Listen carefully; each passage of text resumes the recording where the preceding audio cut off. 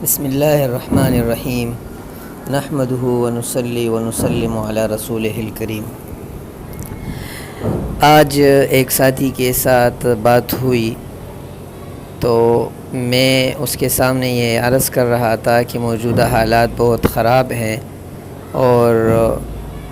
کئی صدیوں بعد ایسے ایام آ گئے کہ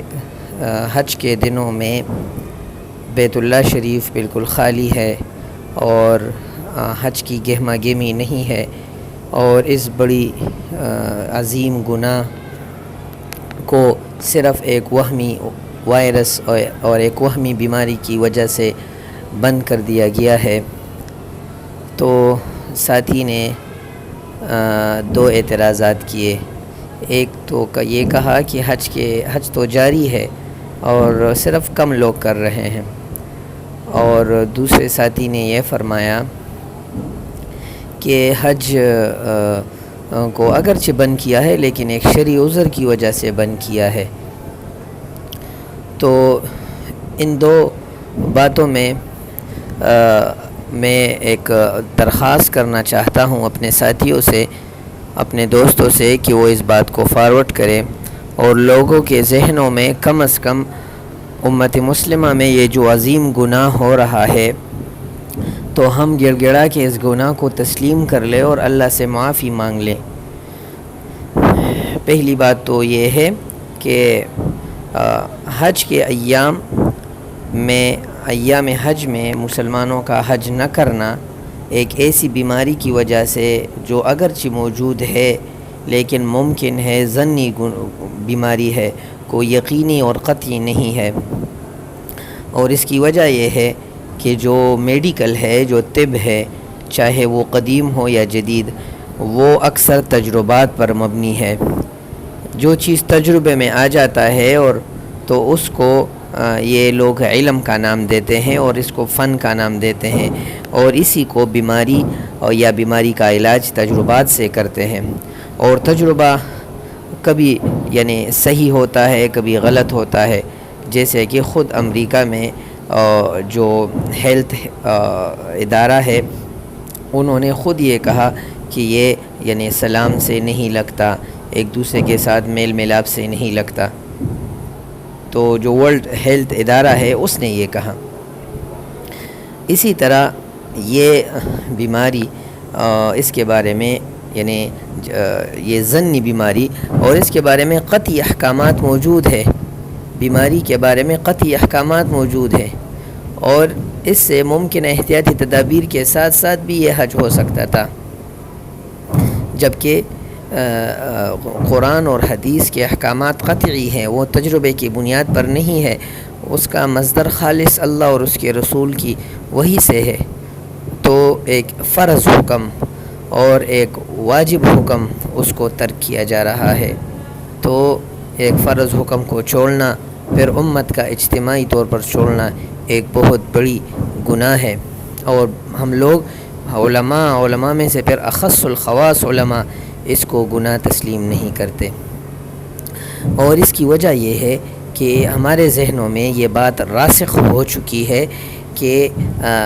حرمین شریفین وہ ایک اسلامی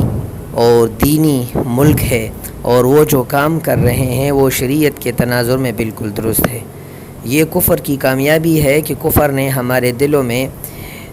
ایسے لوگوں کو دین کا رتبہ دیا ہے جو دین سے بالکل نہ آشنا بلکہ دین کے مخالفین ہیں اور اسلام کے پکے دشمن ہیں۔ تو اسلام کے پکے دشمنوں اور دین کے مخالفین کو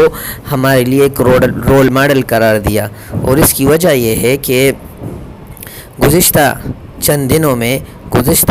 سالوں میں ان کی اسلام مخالف دشمنی وہ کھل کر سامنے آ چکی ہے۔ خلافت عثمانیہ کو ختم کرنے میں آل سعود نے گزشتہ 300 برس میں کیا اس سے قطع نظر، اسرائیل کے ساتھ دوستی اور مسلمان ممالک کو چھوڑنا اس سے قطع نظر،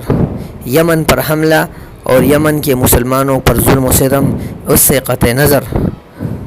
اسلامی ملک میں امر بالمعروف کے شعبے کو ختم کرنا اس سے قطع نظر، اس حدیث سے مخالفت میں اور حدیث سے دشمنی میں مختلف طریقوں سے حدیث ضعیف کو ختم کرنا اور اس کے بارے میں پروپیگنڈا، اس سے قطع نظر اسلامی مقدس مقامات کو اور مقدس اولیاء کے مزارات کو ختم کرنا، اس سے قطع نظر موجودہ دور میں موسیقی کے جواز، مخلوط ڈانس کے جواز پر لوگ آ کر آن لائن سعودی کے سرکاری ٹی وی پر بیٹھ کر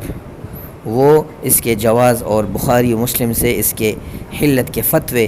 اور اس کے تعویلات کرنے کے درپے ہو چکے ہیں، جبکہ سعودی عرب کے جو مفتی ہے صالح فوزان، اس نے کہا کہ حماس کا احتجاج کرنا اسرائیل کے ظلم کے خلاف یہ حرام ہے۔ اسرائیل کے ظلم پر تو بات نہیں، لیکن حماس کے خلاف یہ حرام ہے، جو احتجاج کرے وہ بھی حرام ہے۔ اور حرمین شریفین میں کفر اور یہودیوں عیسائیوں کو اڈے دینا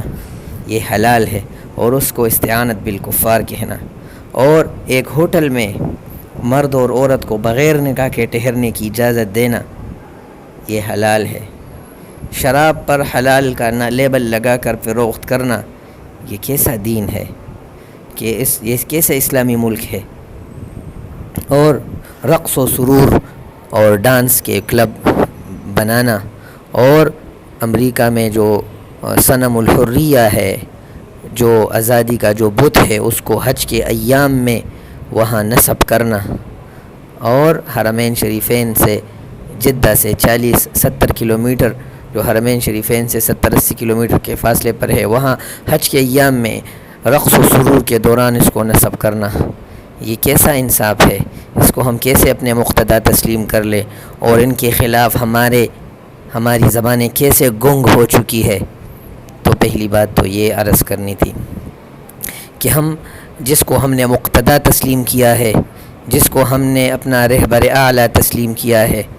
اور جس کے ہاتھ میں ہم نے اپنے حرمین شریفین کی چابی دی ہے، تو اس کی قیادت پر سوچنا چاہیے۔ پہلی بات تو یہ ہے۔ دوسری بات یہ ہے کہ یہ کہنا کہ حرمین شریفین یہ آزاد ہیں، اس پر کفر کا غلبہ نہیں ہے، اور یہ حرمین شریفین کا بند ہونا یہ ایک وائرس کی وجہ سے ہے، تو اس سے متعلق چند تمہیدات ہیں۔ پہلی تمہید تو یہ ہے کہ نبی کریم صلی اللہ علیہ وسلم کو محصور کرنا اور صلح حدیبیہ کے موقع پر نبی علیہ السلام کو روکنا، اس کے بارے میں قرآن کی آیت ہے وَمَنْ أَظْلَمُ مِمَّنْ مَنَعَ مَسَاجِدَ اللَّهِ أَنْ يُذْكَرَ فِي حَسْمُهُ وَسَعَى فِي خَرَابِهَا أُولَئِكَ مَا كَانَ لَهُمْ أَنْ يَدْخُلُوهَا إِلَّا خَائِفِينَ لَهُمْ فِي الدُّنْيَا خِزْيٌ وَلَهُمْ فِي الْآخِرَةِ عَذَابٌ عَظِيمٌ۔ یہ آیت اور اس کی شان نزول جو کتب صحاح میں وارد ہے،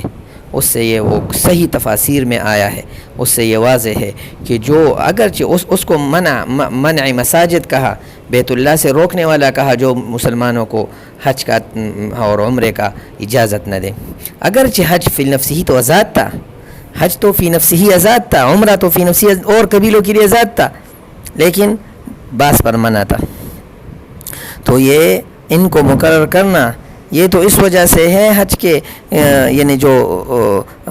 خدمت کرنے والے ہیں ان کو تو اس وجہ سے مقرر کیا جاتا ہے للطائفین والعاکفین والرکع السجود، کہ یہ تو اس کے لیے بنا ہے، طواف کرنے والوں کے لیے، سجدہ کرنے والوں کے لیے بنا ہے، اس کی خدمت کریں۔ لیکن ہم نے صرف کھانے کھلانے کو اور بڑی بڑی بلڈنگیں بنانے کو دین کہا ہے کہ یہ بہت دین کی خدمت کرتے ہیں، حالانکہ قرآن اس کی نفی کرتا ہے۔ اجعلتم سقایۃ الحاج وعمارۃ المسجد الحرام کمن آمن باللہ والیوم الآخر وجاہد فی سبیل اللہ، واضح فتویٰ قرآن نے صادر فرمایا لا یستوون عند اللہ۔ تو یہ بات شریعت کے بالکل متصادم ہے کہ حج کو روکنا، عمرے کو بند کرنا، اور حج کے ایام میں ہم مسلمانوں کا کسی عالم کا بھی بیان، کسی بھی ہماری طرف سے کوئی بیان، یہ انتہائی ظلم ہے۔ اور ایسی باتیں جب ہم کہتے ہیں، جب لوگ کہتے ہیں تو اس پر ہمارے ہاں لوگوں کے تیور بدل جاتے ہیں اور چین بجبیں ہو جاتے ہیں، اور کہتے ہیں کہ یہ تو کسی اور کے اشارے پر یہ تو کسی اور کے نخرے ہیں یا کسی اور کے اشارے ہیں، اس سے تو اسرائیل کو فائدہ پہنچ رہا ہے، اس سے شیعوں کو فائدہ پہنچ رہا ہے۔ یہ تو ہمارے دین کو منہدم کرنا ہے، کسی کو فائدہ پہنچے یا نہ پہنچے، لیکن یہ تو دین کو ظاہراً نقصان دے رہے ہیں۔ اللہ ہمیں دین کی صحیح فہم اور اس شریعت کی صحیح سمجھ عطا فرمائے، اور وقت کے تقاضے اور علم کے تقاضے سمجھنے کی توفیق عطا فرمائے۔ وصلی اللہ تعالی علی خیر خلقہ محمد و آلہ و صحبہ اجمعین۔